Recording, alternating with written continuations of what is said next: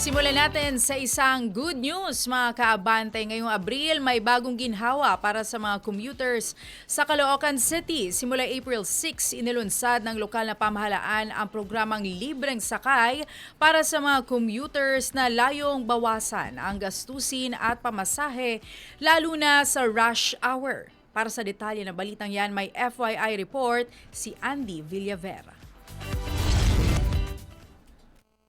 Raya Francis, sa gitna nga ng patuloy na pagtaas ng pamasahe, may bagong inisyatiba ang lokal na pamahalaan ng Caloocan City upang matulungan ang mga commuter.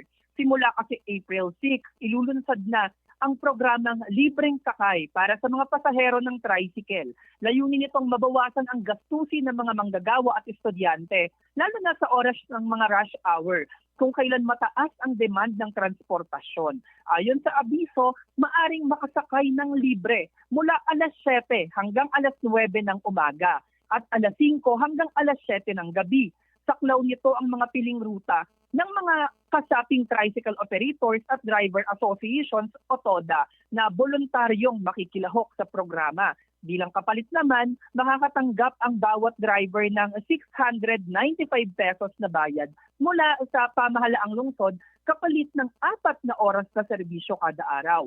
Sa ganitong paraan, natutulungan hindi lamang ang mga pasahero, kundi pati na rin ang mga tsuper. Hinihikayat ang mga driver na makipag-ugnayan sa kanilang TODA president upang makasali.